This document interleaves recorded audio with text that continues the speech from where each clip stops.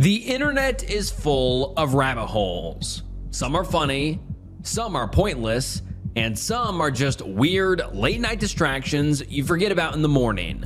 But then there are the others. The ones that don't feel like accidents. The ones that feel intentional. The ones that lead you down a dark path. From a man building his own computer system from scratch and ends up with him convinced it was a way to talk to God, to a missing persons case that somehow spirals into a massive network of websites that are nothing short of horrifying. Today, we're diving into some unhinged internet rabbit holes. Make sure you like the video and subscribe to the channel, and let's get into it. 9-Apple Pineapple. The news fills up with headlines of tragedies every single week. After time, a lot of us can become numb to it. Another victim, another day. It's sad, but it's true.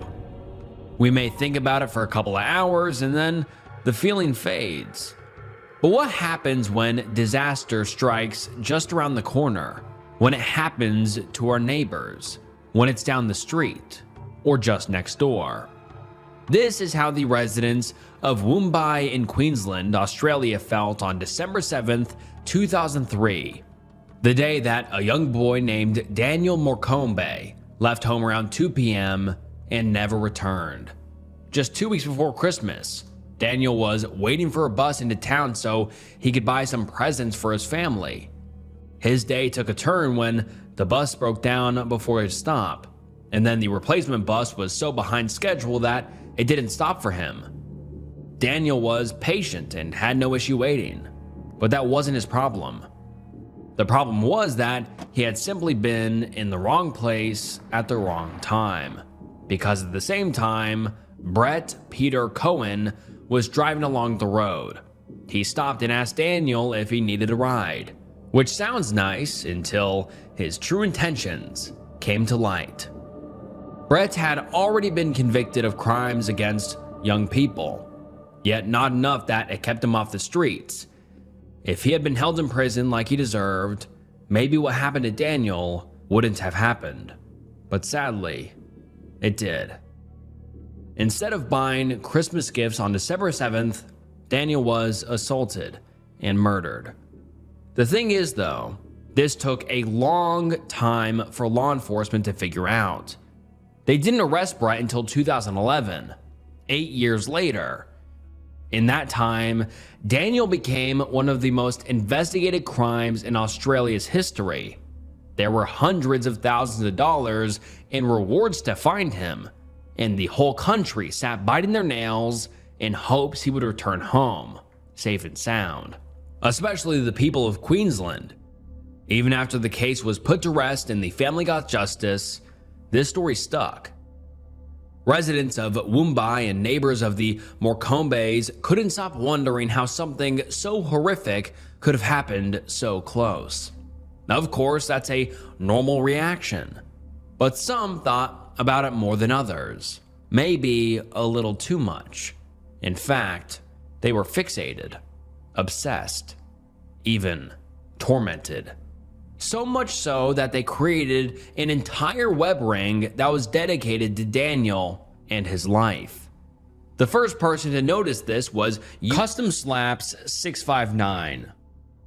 They posted on r/RBI, very confused and honestly concerned.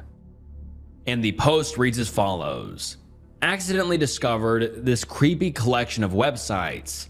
Now I think it might be linked to minor abduction. Hello. A couple of years ago, when looking for potential domains for a project, I stumbled across the following website.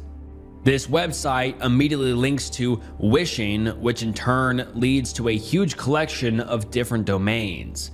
The website includes a vast amount of images and cryptic text that initially appears to be some benign gibberish. However, this one website leads to an entire collection of domains, each with a unique set of images which appear to all be centered around the theme of a series of minor abductions in Queensland, Australia. I will share more about this in detail to follow. I am not able to find anything that discusses these websites, which was striking to me considering the amount of effort that seems to have gone into this. There are about 30 to 40 web pages across a dozen different domain names, each as complex as the one linked above. Additionally, having been visiting this website intermittently throughout the past year, it seems as though there are continuous changes and updates, each of which are not minor and involve an entirely new set of images and pages. The websites contain numerous references to Daniel Morcombe and William Tyrrell. Now that description is more than enough to get me to click on the link attached, but I don't know that it gave me a proper warning for what I was about to see. Because the first website I go on is nuts. It's like staring at a puzzle with a million different pieces. I don't even know where to start. Benign gibberish, as the post says, is a light way to describe it. But there is so much more. The post wasn't lying when he said there was a huge collection of websites attached. Just one page of this website leads to 5 more, and then those lead to 5 more. And it just keeps going and going. And the deeper it goes, I'm just hoping I'll find some sort of explanation, but it just makes less and less sense. There continues to be a lot of themes about pineapples, missing ones, and a lot of numbers that don't really add up to anything of value. Then a lot of talk about Mrs. Not Fear, a recurring character in whatever this is. Sometimes when mentioned, there's a picture alongside it of a life-size mannequin that's dressed in a bright pink nun costume, along with sunglasses and a long black wig that's styled into 2 braids. What this represents or who this is unclear, to say the least. The only explanation I could find on any website was this: I am Mrs. Not Fear, the mother and number nun of Queensland. From my bottom came the son of Queensland. I told him to go away, but the son of Queensland will always return. He is always embarrassing me, pretending to be a stuffed pineapple in a wheelchair who can't support us anymore. So that doesn't help us much, but clearly whoever this is based out of Queensland and has some interest in pineapples, which is important to note for 2 reasons. For one, Queensland is where Daniel was murdered, and also the bus stop that he was kidnapped at was about 1 mile from a tourist attraction known as none other than the Big Pineapple. So already, this is connected to Daniel, but it becomes more evident when I start to notice there's photos of him hidden everywhere. In the letters and in the background of photos. It's almost subtle, but the creepiness is not. It's not just the pictures that are a bit freaky. Again, it's all the themes about the missing people and how the writer talks about them. Like this one picture of an old, rusty black car. Nothing special, except for the words written over top of it. Have you seen this car in Queensland? This is the naughty car who took away all the little ones away from Queensland. This was something that caught the eyes of other viewers who were also trying to figure this out. Like the post that I read earlier said, Daniel was not the only case mentioned. There is also a lot of talk about William Tyrrell, a 3-year-old child that went missing in 2014. This happened pretty far away from Queensland, in Kendall, New South Wales, but in Australia, regardless. Unlike Daniel, William was never found, and neither were any remains.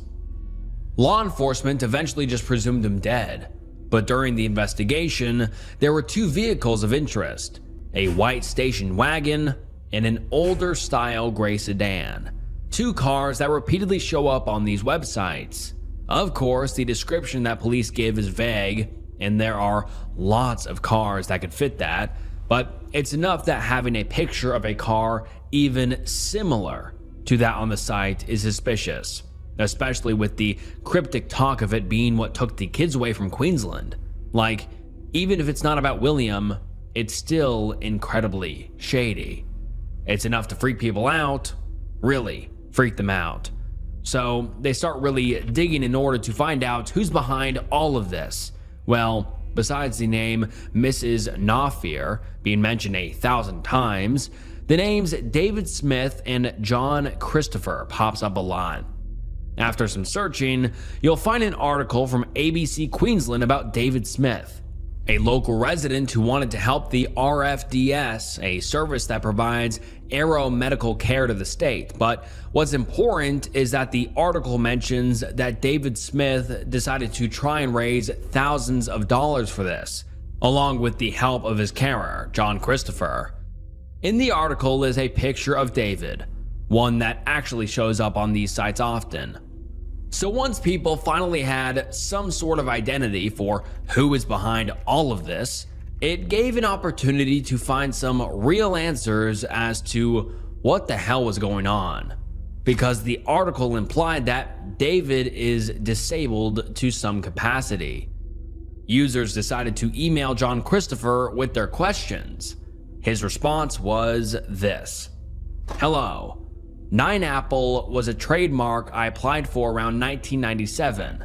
The Apple Computer Company of California unsuccessfully attempted to prevent me registering it in 1998. I was using it as a fundraising character for the Royal Flying Doctor Service, then for the Multiple Handicapped Association of Queensland, and for the Daniel Morcombe Association from 2009.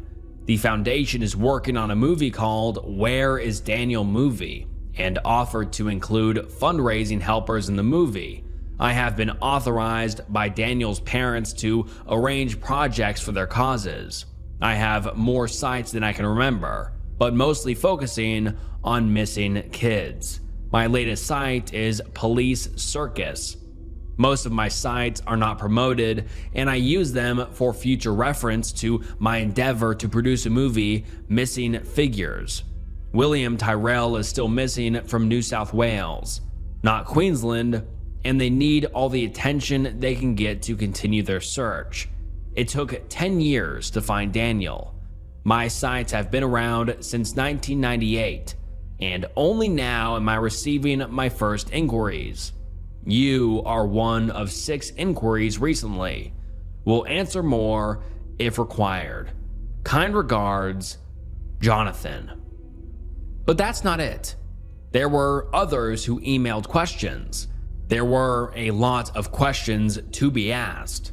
Another email sent to him mentioned all the attention this got on Reddit and other platforms, and he responded like this: "I've just gone through the Reddit Investigation Bureau circus on 9Apple Pineapple and Mrs. Knopfier. Very interesting, but I see them as being the abusers because they are the ones portraying kids in their warped imaginations and egging each other on with their fantasies, stirring up people who could set out to do something bad to minors. In other words, it is their own voyeuristic approach playing amateur detectives when we have professionals to deal with such. There are no complaints from the people they have posted my photos of. There has been no one popping around to see me. The police know what I do. They are not investigating me. I am a retired youth and disability support worker dealing with minors on ICE, depressed, missing, etc. The police have handed me kids to help them because I know my job and I have a good track record dealing with kids' welfare since 1982 in Queensland. Now, some people accepted this as a nice, relieving conclusion to this big mystery, even going as far as commending him for his passion and desire to help kids. Some even continued to talk with him. In fact, they developed a sort of friendship with him. When having back and forth email conversations, He revealed more about the purpose of the sites. He's mentioned to me a few times that the websites are my therapy. He never meant for them to be viewed by anyone, but this all just sort of happened, lol. He's fine with it though. He's happy all the hype is over. As of yesterday, he told me he had 50,000 views on one of his sites. Crazy stuff. Okay, so I definitely agree with the last part of that comment. It is crazy stuff. And that's what makes it so hard to wrap my mind around John's explanation. Therapy makes sense. That's understandable. Watching kids go missing in your own neighborhood can be deeply upsetting, and everyone deserves an outlet to process that. But what about the other reasonings? He says these sites were supposed to be used as fundraising strategies for multiple things, including getting the Where is Daniel movie made. Two things are confusing about that statement. First off, he says pretty much right after that these sites were never meant to be promoted. Well, how is someone fundraising for something without promoting it? But besides that, how in the world would these sites possibly attract anyone into supporting any foundation? Not only are they objectively creepy and disturbing, they don't even make sense. At no point while looking through Big Pineapple did I ever think it was meant to be promoting anything, let alone helping to find missing kids. I don't know. After reading those comments, I went back and did a double and triple take on everything I just went through. And nowhere did I see a passion for helping children. Maybe distraught over what happened to kids like Daniel and William, hopelessness at stories like that, and trying to find a way to make sense of it. If John had just said everything was therapy, this would be more believable, but trying to play it off as a promotional tool just makes zero sense. But he's not making the movie up. There was a movie titled Where is Daniel that was in pre-production. It was to be based on a book written by Daniel's parents and backed by the Heritage Foundation. They unfortunately never got the amount of money needed to make the movie, so they couldn't proceed because of that. So it's a real thing, and John does mention it often on his sites, kind of at least.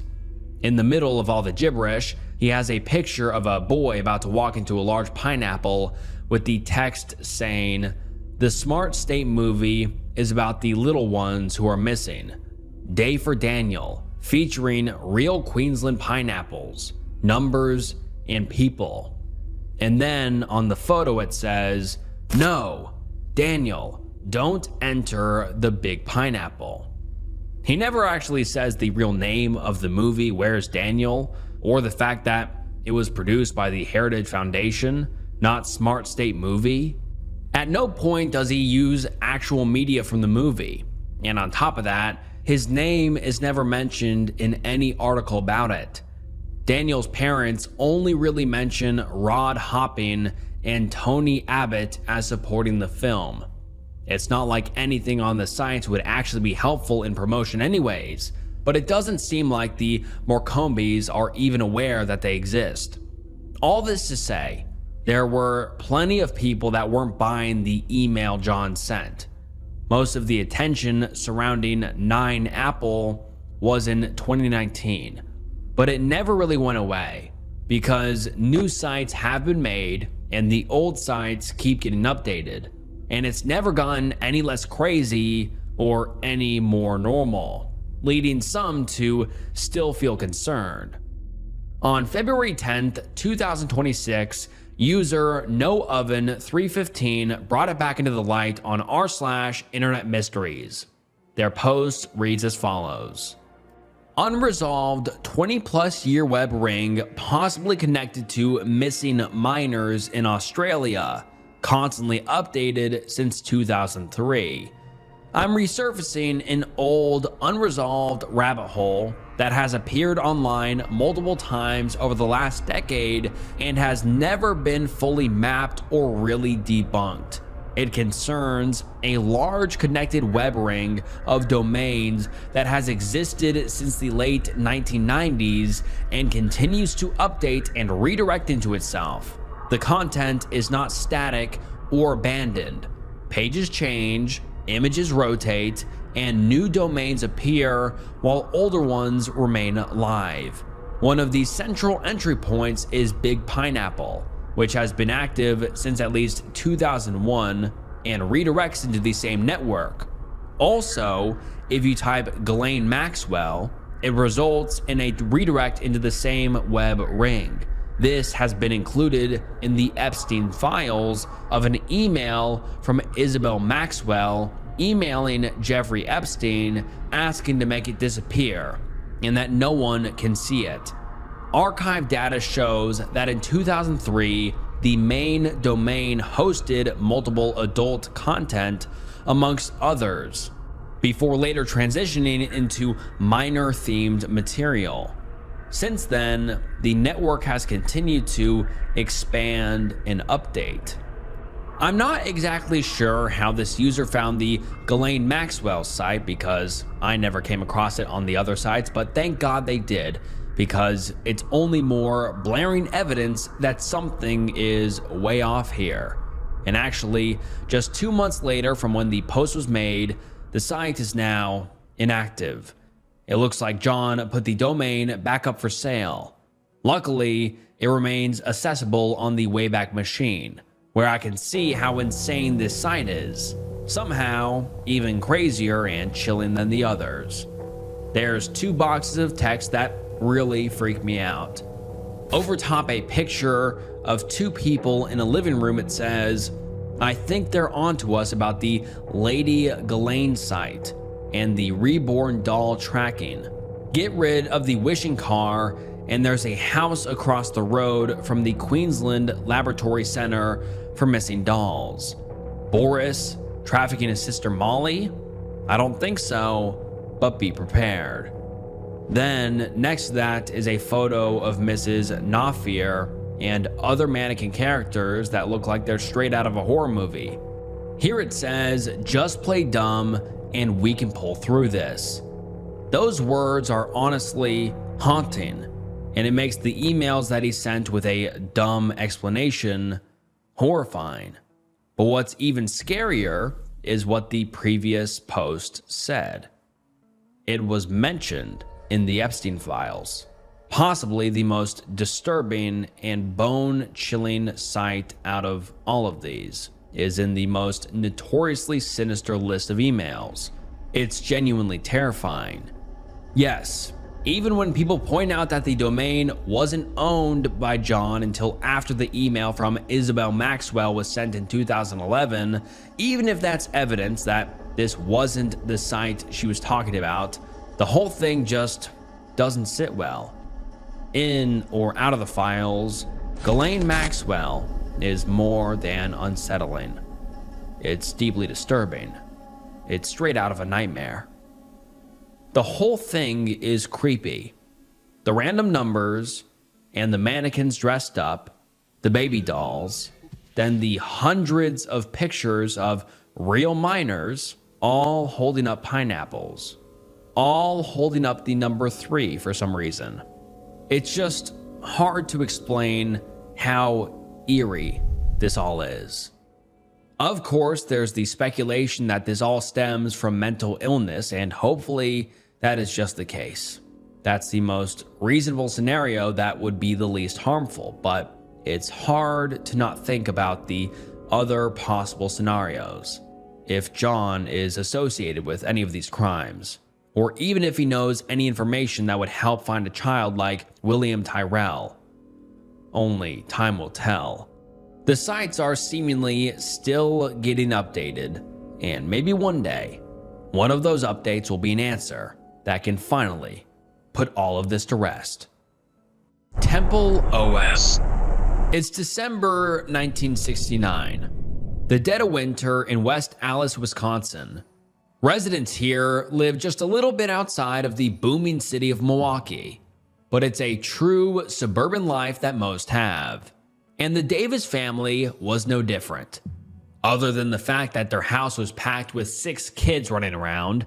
And on December 15th, they welcomed a beautiful baby boy to add to the mix. This man was Terry Davis. A lot of his childhood was pretty normal, but he did stand out in some ways. Besides the fact that he had such a large family, his father was also an industrial engineer who moved them all around the country. They went from Washington to Michigan, California, and Arizona, never staying in one place, always starting over. This kind of life for a child can feel unstable, never keeping the same friends, moving houses, moving schools. And while all of that was true for Terry, there was one thing that remained the same wherever he went. This was a love for computers. As soon as he could learn to read, Terry was obsessed with them. Starting in elementary school, he used an Apple II, which were a series of microcomputers. Then, as the years went by, he moved on to using the Commodore 64, a home computer that was very popular in the 80s. It was especially known as a platform to learn programming, which is exactly what Terry did. In high school, this is where he started to learn assembly language, and that was just the beginning. Once graduating high school, he went to Arizona State University and got a degree in electrical engineering. With that, he got a job at Ticketmaster, where he worked on VAX machines. Those are mini computers that are often used for research and business transactions. At this point in his life, Terry's a regular guy who's using his computer skills to make a very practical career for himself. And that is it. Terry is smart and good at his job, but there's only so much he could do there. And what most of the people around him don't realize is that Terry has potential for far greater things than what Ticketmaster can offer him. Because really, Terry is brilliant. In fact, he's pretty much genius. This really came to light in 2013 when he completed what he calls Temple OS. It's an operating system that he started making in 2003. So yeah, this took him a decade to finish. But for anyone that knows a thing about computers, 10 years isn't actually that long for what he accomplished. An operating system is what that computer runs on. It's what's in between the hardware and the programs that someone uses on a computer. A familiar example would be Windows. Temple OS runs on a programming language called Holy C, written and developed completely by Terry. It has over 120,000 lines of code. For some, this may not sound like a lot. It may even sound like a foreign language. But take a look at any programming subreddit or online community, and users say the same thing over and over again. Terry Davis is the smartest programmer who has ever lived. He's an inspiration when it comes to his godly programming abilities and knowledge. Designing an operating system plus compiler is a huge feat, especially back then when we didn't have all the resources that we do today. Like, no matter how you cut it, he was a flawed genius. Then again, geniuses tend to be unstable in some way. And that last comment is not unique. In fact, it's something that's mentioned often by others. What is it about Terry that's unstable? Well, keep scrolling through posts about him, and it won't take long to figure out. He wasn't just well known for his achievements, he also had some polarizing opinions, and a pretty controversial way of expressing them. Take, for instance, this video he made where he's just talking to himself until a black man walks by. Without hesitation, he says hi and uses the slur. You know, the one that a white person should never use.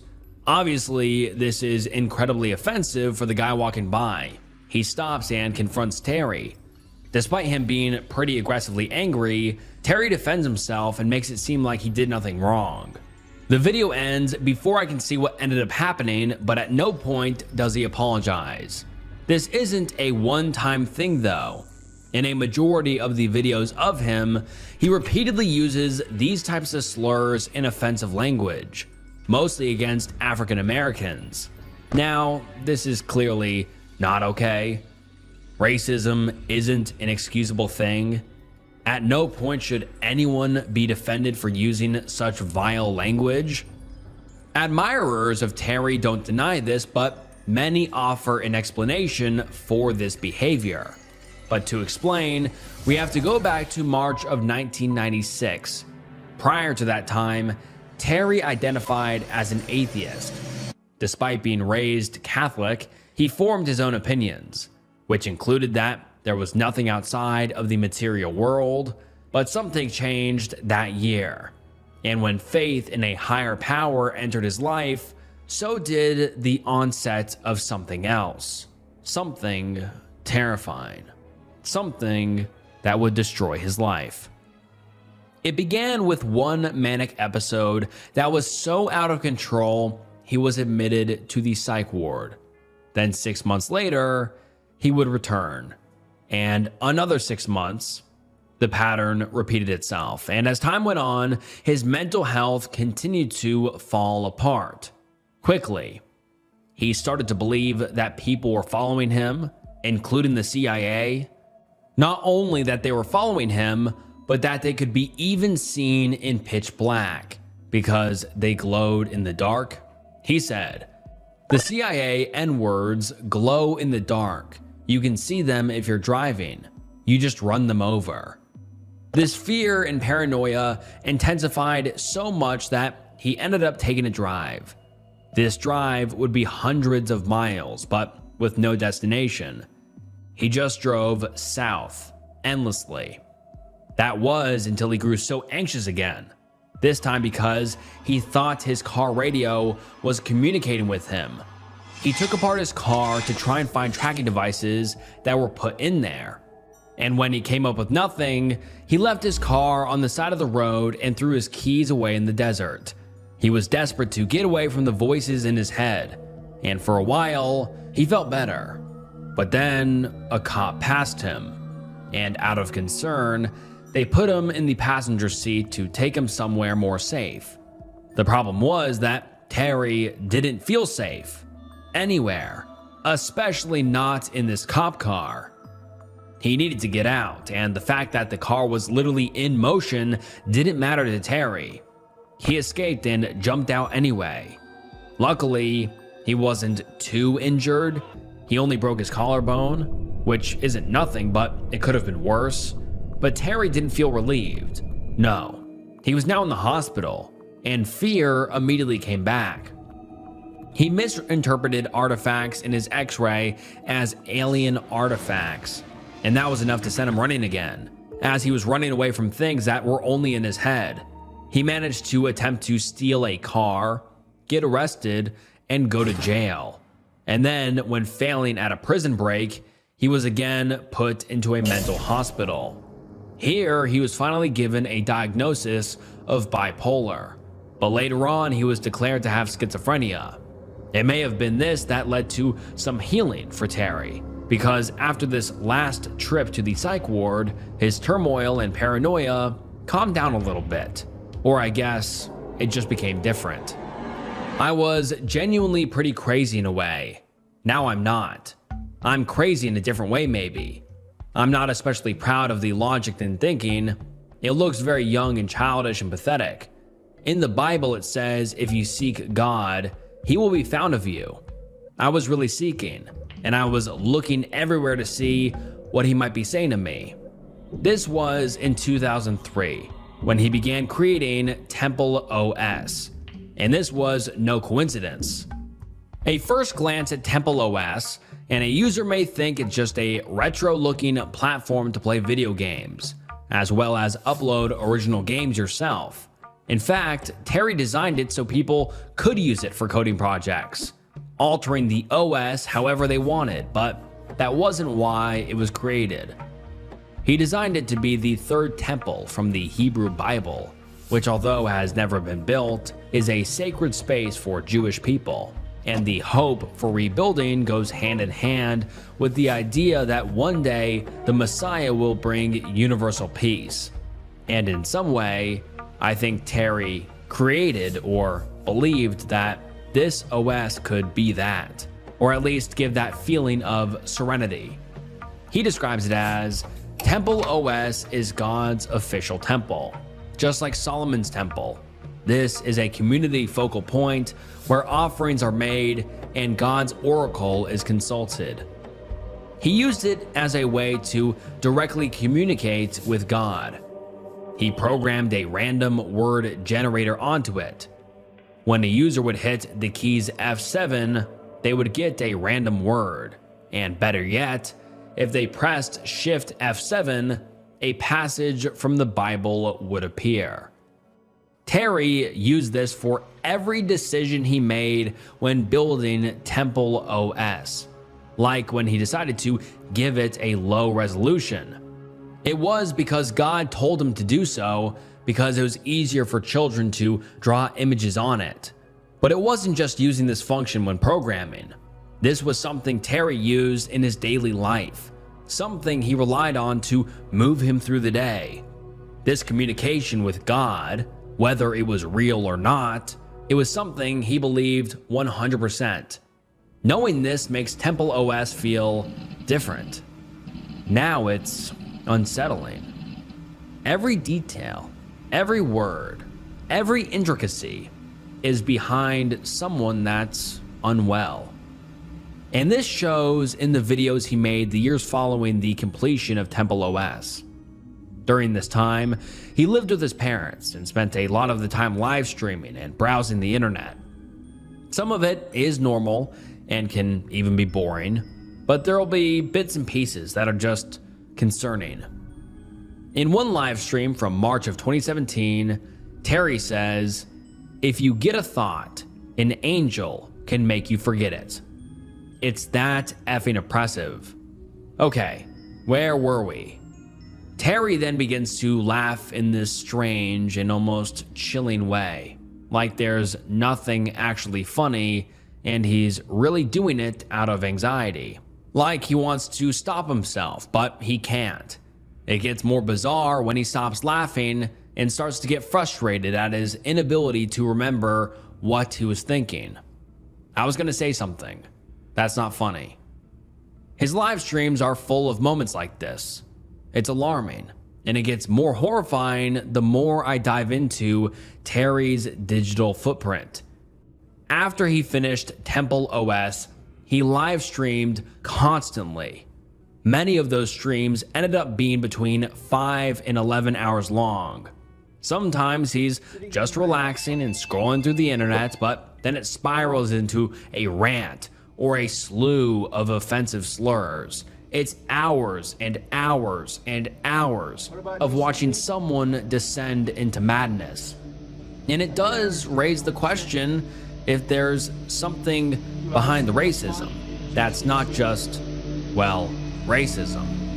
Because clearly, Terry is suffering. His mental health never fully recovered from what happened in the 90s, and it's possible that his usage of offensive language could be a byproduct of that, especially when he often referred to the CIA as the N-word, something that he thought would defend him against the CIA. It doesn't make it excusable, but it does raise questions on why he uses it so often. But honestly, all of that turned out to be the least of his concerns. In June of 2018, his mental health took a turn for the worst again. He became homeless at the age of 48. He was offered help from fans, but he refused any food, water, or shelter that was given to him. He traveled from Arizona to California to then Portland. It was here that, on August 11th, 2018, he made a video on a bench outside a public library. "I come here and use their computer and smoke out here. They must have been freaking out because such an impure person was in their presence. Oh well, I was clueless, not nice to have a respect for purity, so, oh well, I'm going to be king. It may be, I think maybe, I'm just like a little bizarre little person who walks back and forth whatever. You know, but he uploaded the video and hundreds of his fans logged on to watch. They had no idea those would be his last words. That evening, Terry was walking by a train station when a Union Pacific train struck and killed him. Investigators could not confirm whether or not this was an S word or not, but it's easy for anyone to see how little life is left in Terry's eyes those hours before his death. The last 2 months of homeless life took a toll on him, let alone the years and years he spent tormented by his own brain, and actually his fan base as well. Tragically, the world will never know what it would look like to really have Terry in the world.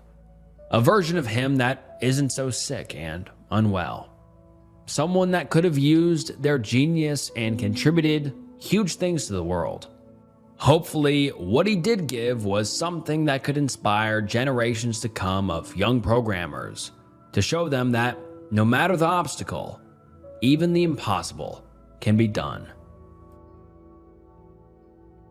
And alright guys, that wraps up some unhinged internet rabbit holes, and genuinely, these were the craziest and most wild rabbit holes I have ever gone down before. I could not believe these, either of these.